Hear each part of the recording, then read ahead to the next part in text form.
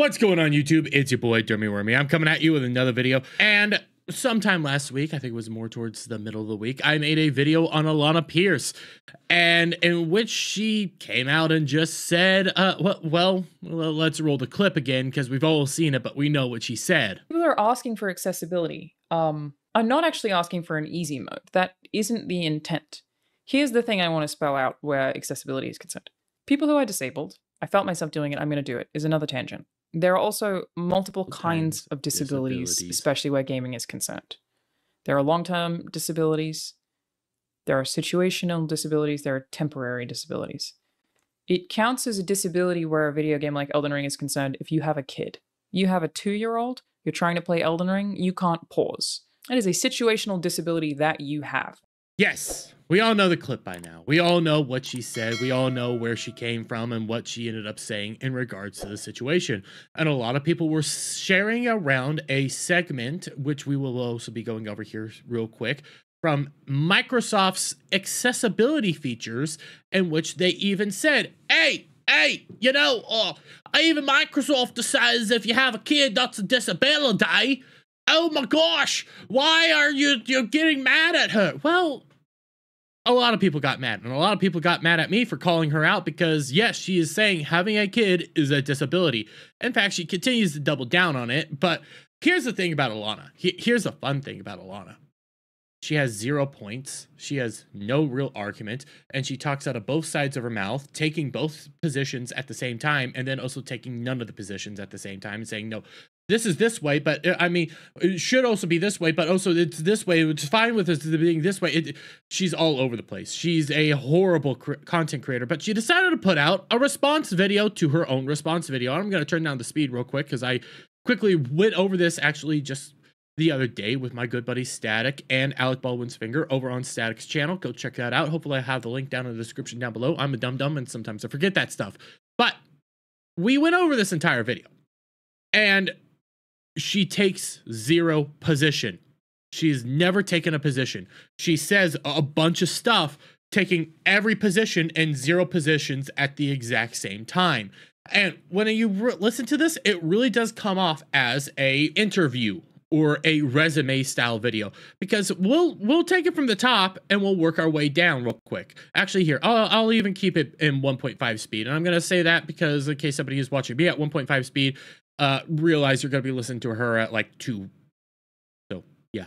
Hello, everyone. If you don't know me, I'm Alanah, and I work 9 a.m. to 6 p.m. at a AAA game studio. I am a writer on the design team, but I also work as an accessibility consultant, and I've done it on 7 separate games so far. I'm credited as an accessibility consultant on God of War Ragnarok because the most work that I did on that game was in the accessibility space. So she works in the accessibility space. She's an accessibility consultant. She gets a bunch of money due to accessibility discussions. That's the main reason she ended up, you know, putting in the accessibility feature of her first video. But that's the important thing to take away here. Whenever you think about some of the stuff she says, she's doing it because she gets paid to do it. She gets paid to say that all these things are disabilities and all these things are inabilities and things of that nature. But it shows that she doesn't even know her own business when we get deeper into this video. We're not going to watch this whole video because, my God, again, she is unbearable to listen to and has, again, 0 real positions. But let's hear it. And I also created my own award show called the Video Game Accessibility Awards.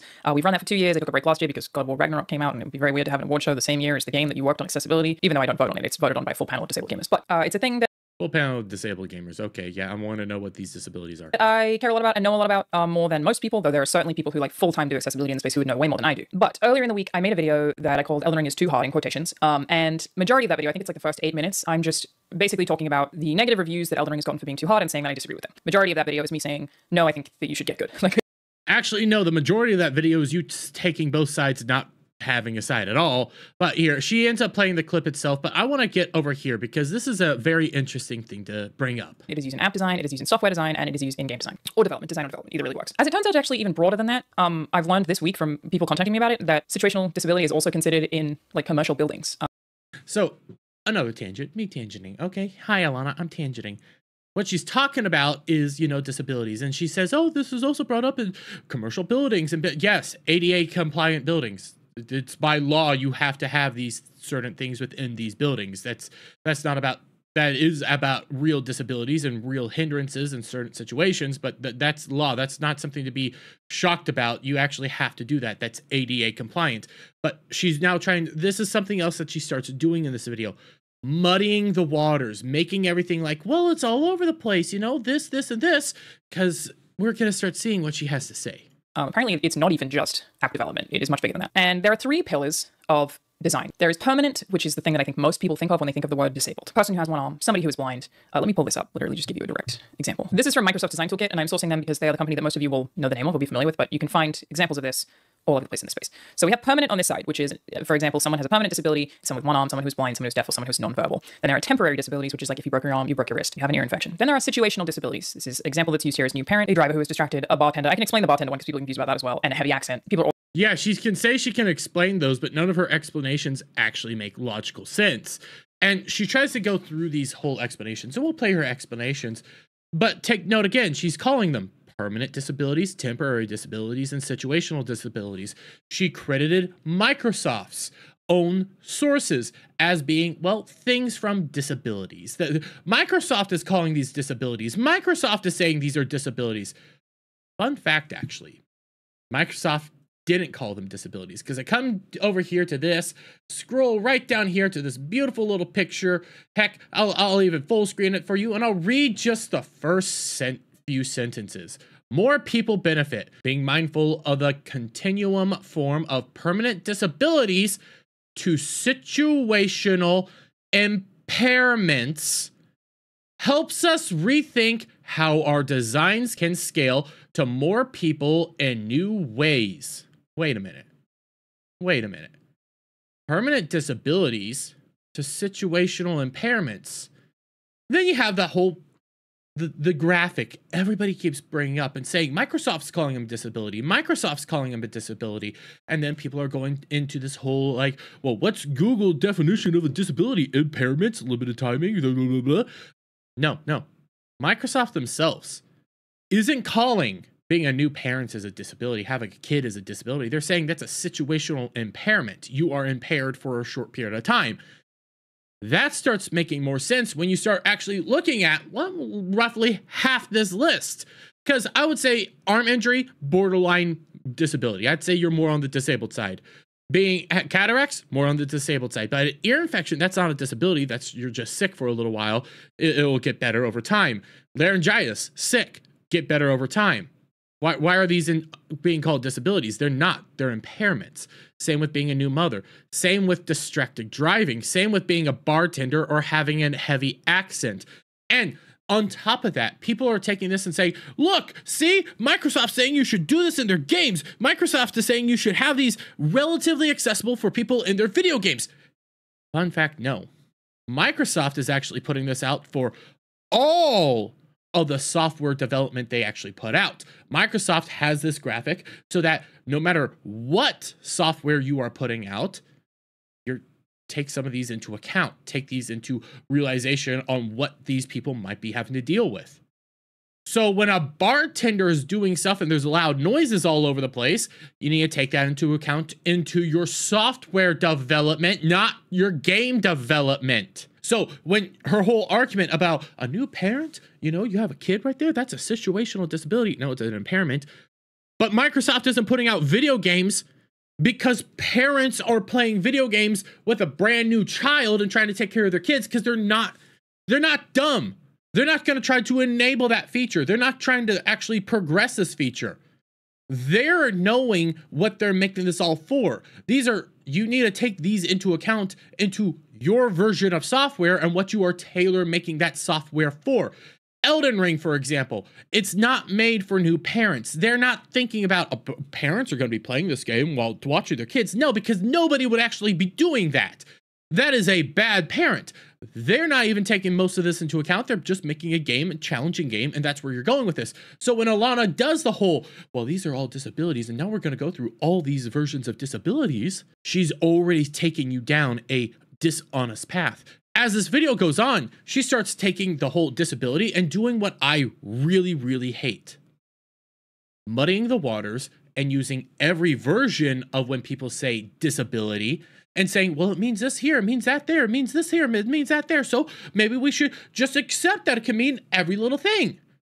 When she removes the context of certain situations, it's a garbage argument that really ticks me off. And we'll see some of it, hopefully. But let's continue down what she's trying to say, because she's going to explain the situational disabilities. Also reacting to the heavy accent one. So let me explain what the situational disabilities mean here. Maybe an app can't understand your voice because you have a heavy accent. That is considered a situational disability. You are disabled, you are unable, you cannot proceed through whatever software or whatever task you are trying to complete. You're disabled, unable, whatever, to do whatever. No, you're impaired. You cannot use it. You are impaired. That's why it's called a situational impairment, not a disability. Somebody that works in the accessibility areas should actually know that, but okay. Complete. Because of something that is situational to you. And it is situational also to the context of that game. Like, the situational here means having a heavy accent is not considered a disability in layman's terms. You would not be called disabled all over the world. None of these things are like, if you have a heavy accent, you're disabled. It's not that. It's just a situational disability in terms of design is that you are disabled from using the interface in the way that a user should be able to because of your situational disability. That's the term. The bartender example here is referring to a really loud environment. So if you are somewhere loud, they could also use music festival, but they're just using someone who functionally regularly works in a certain environment. So if they're in a loud environment and they can't hear a particular thing on whatever app, whatever interface that they're trying to use, the accessible design would aim to alleviate that situational disability. It's not saying bartenders are disabled in the way that the public associates the term disabled. I feel like distracted driver is pretty obvious. The new parent one. Why is distracted driver pretty obvious? Why is it pretty obvious? If all these other ones weren't obvious and people are still confused on why is distracted driving here, why is this a disability, because you're still calling them a disability, why is it pretty obvious? Oh, because she knows the moment she says being a distracted driver is a disability with any of her other arguments, because she's also taking this from the gaming side, not from all software sides, she knows she looked like a dum-dum. Because nobody's going to be distracted driving. Nobody's going to be driving and playing a video game at the same time. If you are, that's what the heck's wrong with you? Okay, so that's the difference here. She knows what she's doing here. She's being very smart about it, but she's still very dumb because she keeps saying disability, disability, disability, when the Microsoft own paperwork says these are impairments, not disabilities. There's a difference between a disability and an impairment. They might be similar, but they're still very different situations, very different things. And people that keep trying to merge them together and say, well, no, they're the same thing. You can interchange it. No. An impairment is a limited situation. A disability is more often a permanent one in the context of dealing with humans. Because they also like to pull up these whole little things. Well, a disability in the version of like computers and stuff, well, your camera's disabled when it's turned off. Yeah, that's in the context of technology, not in the context of humans or animals or living creatures. But the context of the word still matters. The context of the situation in which you're talking about said word matters in regards to when your camera's turned off or your camera's doing something else. In regards to that, that's talking about technology, a completely different context, a completely different way of using the word. Yes, but the context matters every single time. When we discuss disabilities in regards to humans and animals as well, but when we talk about disabilities, we're talking about like one arm, blind, deaf, nonverbal, being in a wheelchair, quadriplegics. Those are disabilities. Those being a newborn parent, being a distracted driver, being a bartender, having a heavy accent. Those aren't disabilities. Those are impairments. Context to everything always matters. And when Alana continues on, and we might get to some of this, it really is just her muddying the water and removing all context and then saying, well, it's the same thing here or there, so maybe that's why we should just, accept what I said and move on. Yeah, but I want to get her to her new parent part, because this is a crux of who Alana is. She has no arguments, yet she has all the arguments. I feel like distracted driver is pretty obvious. The new parent one, the example that I used, which again is fairly commonly used, I didn't invent the term, it's been around for a really long time, is if you're a parent, you're trying to play a game like Elden Ring, and you are halfway through your boss fight, and your kid runs across the floor and does something dangerous, you have to drop the controller and go and get them. That would be considered a situational disability, in that situation, you are unable to complete the task that you are trying to complete because of something that happened to you situationally. You have been disabled from completing the task. The way this... That is a good example of her, though, utilizing the muddying of words, the muddying of context in order to prove her point, saying, you have been disabled from playing the game. See, you have a disability. No, you are impaired from finishing the game. different contexts, different words, different definitions. Very important to all this, but this is her using the camera argument. Your camera's disabled. See, it's unable to do its features. No, different context, different words. Pertains to accessibility isn't to say that all games, all apps, all processes need to alleviate all of these things. That's not the intent either. Like, it's just a way in which accessible design is much broader than people think it is. If this argument is not intended the way you presented the argument, then why did you present the argument beforehand? Why are we having this whole situation? Because her reasoning for pulling it up was to bring up the accessibility discussion in regards to Elden Ring and why Elden Ring and FromSoft games need to start doing the whole accessibility features. Implementing a pause button, implementing this, implementing that. That would honestly change the entire way you play a FromSoft game. If you have these very powerful pause features, you have an entire situation going on right then and there. You changed up how it's played, but you're also bringing up, we're not saying that they need to hit all these marks. Okay, then why did you bring it up in the first place? Oh, because you're trying to muddy the waters and you're trying to say that they should change everything, but you're not saying it, but you are. The ways that it can help a lot more people than people think it can. And it's also definitely a reality in accessibility where it is basically impossible, I would argue, to fulfill every accessibility need on the planet. That is very, very, very difficult to do. There are so many of them. The situational ones are so numerous. But it's just a means of looking at design that would allow the people who are doing the accessibility design to think about it as broadly as possible, think of as many situations as possible in which somebody is disabled from completing the task. Somebody's unable to complete the task. Somebody is hindered from... So you can't hit everything, but you should hit everything. And if you don't hit everything, I'm going to make a video on you talking about how you didn't hit everything, but it's okay if you don't hit everything. You see the issues here? You see what's going on here? This is a part of the problem. This is the problem that she has. And this is the reality of Alanah Pearce and all of her simps and everybody going all over the place defending her. One, she's being dishonest because, again, we go back over here to the Microsoft thing. They're impairments, not disabilities. Two, they're muddying the waters on what a disability is and what a disability isn't. They're trying to use different versions of the context disability and then implementing it within the context of, hey, here's this going on. Here's you playing a video game. We need to change everything up for that. We need to do more stuff for that. And at the same time, she's also taking every situation, everything, saying, well, you can't do it all the time, but you should do it all the time. You can't do this, but you should do it. I understand you can't. I understand this. And you know what? It's perfectly fine if you don't do this. But if you don't do this, you're also a bad person. See how she's doing this? You see how she does her arguments? She takes every position and none of the positions at every time. She muddies the water of the words and she makes it worse and worse over time. And as we go on, there's a point I want to get to in this. I might end up watching the whole video because she says something very interesting in regards to the situational impairment of being a new parent. From completing whatever task they are trying to, whatever function they are trying to complete in whatever software they are engaging with. I think the word disability is probably really common used in the tech space because we use disabled a lot. Like a function was disabled, this feature has been disabled, Bluetooth has been disabled.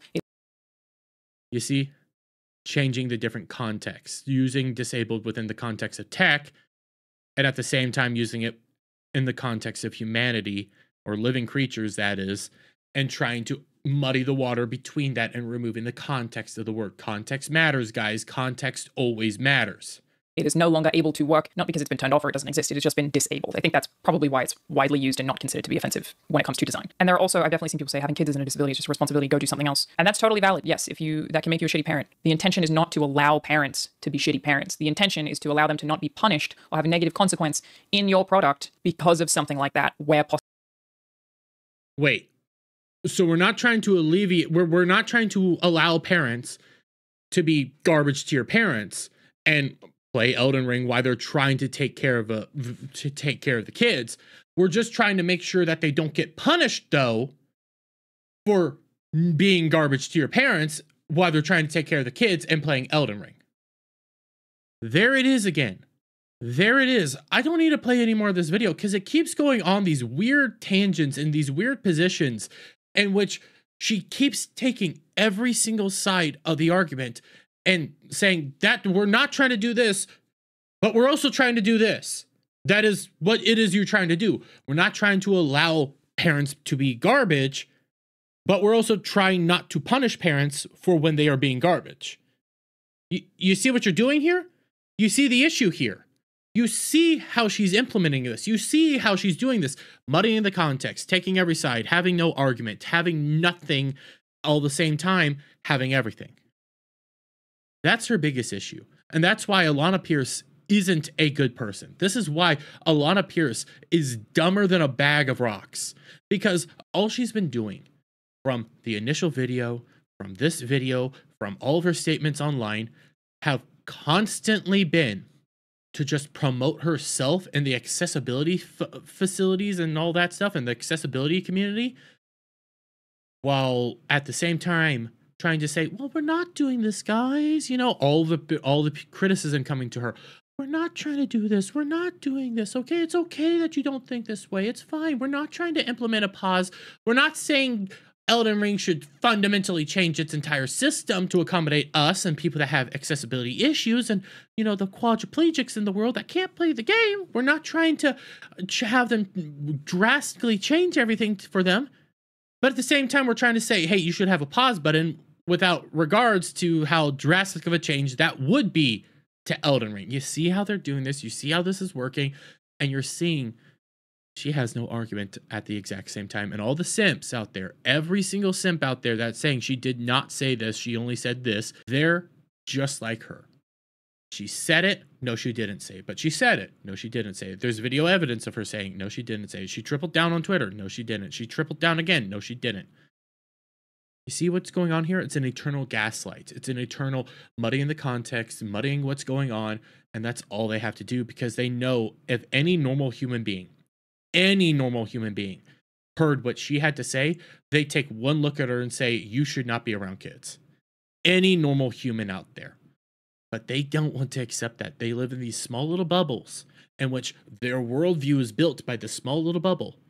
And they say, if you're outside this bubble, you're in some crazy bubble land because you don't know what the real world is like. This is the real world, but it's not. It's not. Legitimately, go to, you know, a family member and just posit the question to them. Do you think having a kid is a disability? Raising a kid is a disability? Then give them the context to what she brought it up in. See their reaction. Because their reaction is going to be, what is a lunatic like her doing in the gaming industry? That is what's going to be the reaction. I guarantee it. But I'm going to leave it there, guys. Let me get you guys' thoughts on all this down in the comments below. If you like this video, please give it a thumbs up, share it out, friends, hit that subscribe button, hit that notification bell for every time I put out a new video go live. And I'll see you all on the next one. Bye for now.